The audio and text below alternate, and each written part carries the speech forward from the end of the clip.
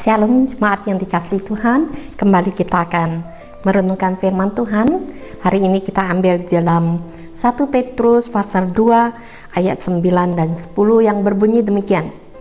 Namun kamulah bangsa yang terpilih, imamat yang rajani, bangsa yang kudus, umat Allah sendiri, supaya kamu memberitakan perbuatan-perbuatan yang besar dari Dia yang telah memanggil kamu keluar dari kegelapan kepada terangnya yang ajaib.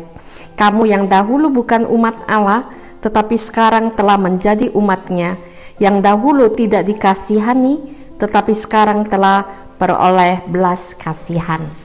Nas yang kita baca ini ditulis oleh murid Tuhan Yesus yang bernama Petrus. Nama aslinya ialah Simon. Nama ini pemberian dari orang tuanya. Sedangkan nama Petrus adalah nama baru, nama pemberian Tuhan Yesus. Petrus dalam bahasa Yunani berarti batu yang kokoh dan teguh. Tuhan Yesus memberi kredensi baru kepada Simon karena Yesus melihat ke masa depan, bahwa muridnya yang satu ini punya potensi dan keunikan yang luar biasa, khususnya fasih berbicara dalam sekesempatan apapun, dan punya semangat pelayanan yang tinggi sehingga bisa menjadi teladan bagi hidup banyak orang percaya. Demikian pula dengan kita. Alkitab katakan bahwa orang yang di dalam Kristus adalah ciptaan baru. Ini menunjukkan bahwa Tuhan telah menaruh potensi di dalam hidup kita untuk melayani dan berbakti kepadanya. Apanya yang istimewa pada diri orang Kristen? Ayat 9 di sana dikatakan, tetapi kamulah bangsa yang terpilih, imamat yang rajani, bangsa yang kudus, umat kepunyaan Allah sendiri. Setiap orang yang di dalam Kristus diberi predikat baru oleh Allah, yaitu sebagai bangsa yang terpilih. Bangsa terpilih artinya kita semua yang percaya kepada Kristus dikelompokkan menjadi satu bangsa, menjadi satu bangsa yang dipanggil oleh Allah keluar dari kegelapan masuk ke dalam terang Tuhan. Bukan kita yang memilih Tuhan, melainkan Tuhan yang pilih kita. Mungkin menurut ukuran dunia kita tidak masuk hitungan status, ekonomi, kepribadian, pendidikan, apapun kondisi kita pada masa lampau tidak menghalangi Dia yang memilih kita. Inilah suatu panggilan yang luar biasa sebagai orang percaya. Yang kedua, imamat yang rajani. Pada perjanjian lama, yang dapat menjadi imam hanyalah orang-orang keturunan Lewi, tetapi pada masa kini Tuhan telah memberikan kesempatan kepada semua orang percaya menjadi imam-imam dalam keluarganya.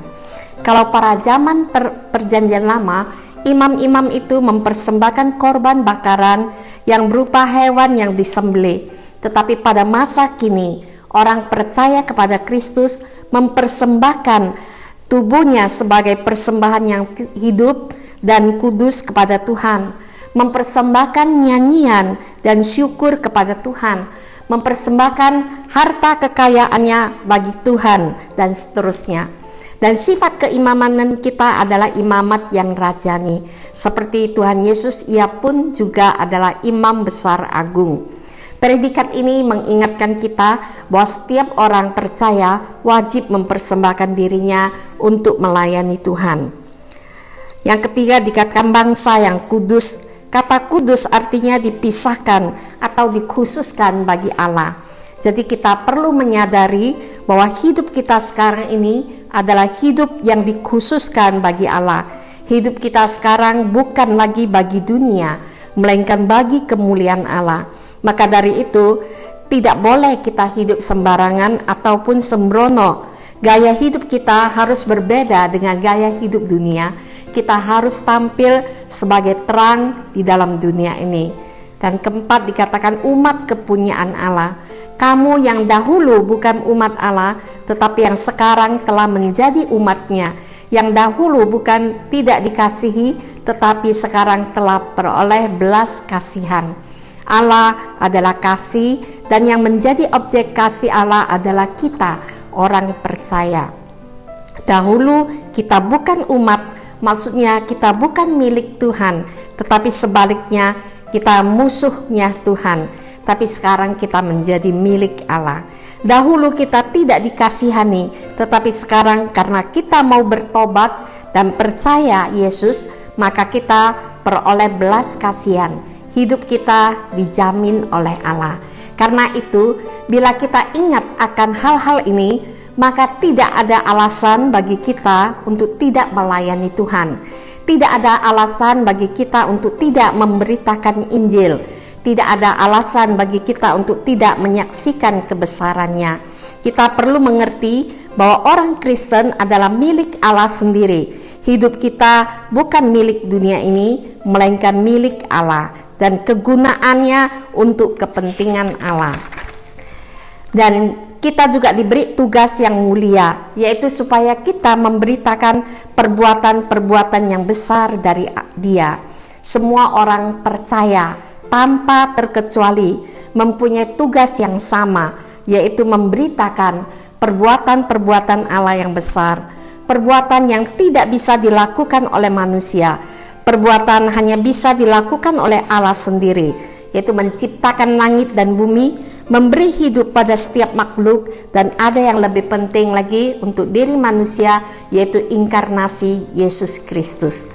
Perhatikan di dalam 1 Korintus 15 ayat 3 dan 4 dikatakan, sebab yang sangat penting telah kusampaikan kepadamu, yaitu apa yang telah kuterima sendiri, ialah bahwa Kristus telah mati karena dosa-dosa kita, sesuai dengan kitab suci, bahwa Ia telah dikuburkan dan bahwa Ia telah dibangkitkan pada hari yang ketiga sesuai dengan kitab suci.